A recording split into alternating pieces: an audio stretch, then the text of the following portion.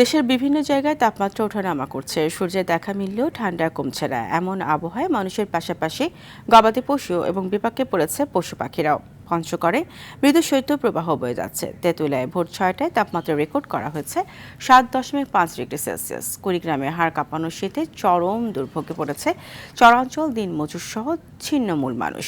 তাপমাত্রা রেকর্ড করা হয়েছে 9.8 ডিগ্রি সেলসিয়াস। পাবনার ঈশ্বরদী সহ আশপাশের এলাকায় 10.8 ডিগ্রি সেলসিয়াস। দিনাজপুর ও এর আশপাশের এলাকায় তাপমাত্রা 10 ডিগ্রি সেলসিয়াস রেকর্ড করেছে জেলা আবহাওয়া অফিস।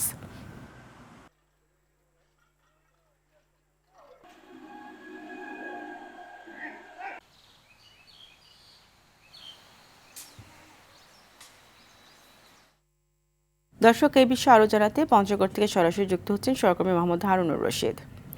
হারুন, পঞ্চগড়ের বর্তমান আবহাওয়া পরিস্থিতি এবং শীতে জনজীবনে কি প্রভাব পড়ছে জানাবেন।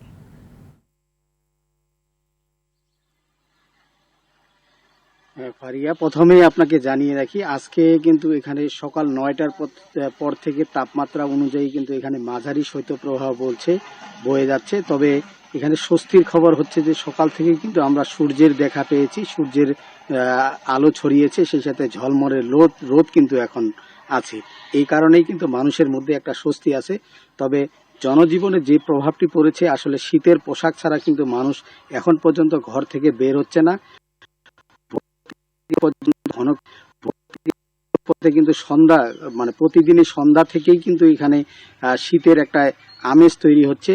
কারণ উত্তরের হিমেল হাওয়া যখন বয়ে যায় তখন শীতের তীব্রতা কিন্তু বেড়ে যায়। আমরা দেখেছি যে পঞ্চগড়ের এই শীতের কারণে শীতের পোশাকের দোকানগুলোতে অনেকটা ভিড়, সেই সাথে কিন্তু রাস্তার মোড়ে মোড়ে মানুষ কিন্তু আসলে ওই আগুন জ্বালিয়ে শীত নিবারণের চেষ্টা করছে। শীত মোকাবেলায় এখানে পঞ্চগড় জেলা প্রশাসন এখানে পর্যাপ্ত প্রস্তুতি নিয়েছেন বলে আমাকে জানিয়েছেন পঞ্চগড় জেলা প্রশাসক কাজী সাইমুজ্জামান। তিনি বলেছেন এ পর্যন্ত 30 লক্ষ টাকার শীত বস্ত্র কিনে কিন্তু এখানে দরিদ্র শীতার্তদের মাঝে বিতরণ করা হয়েছে।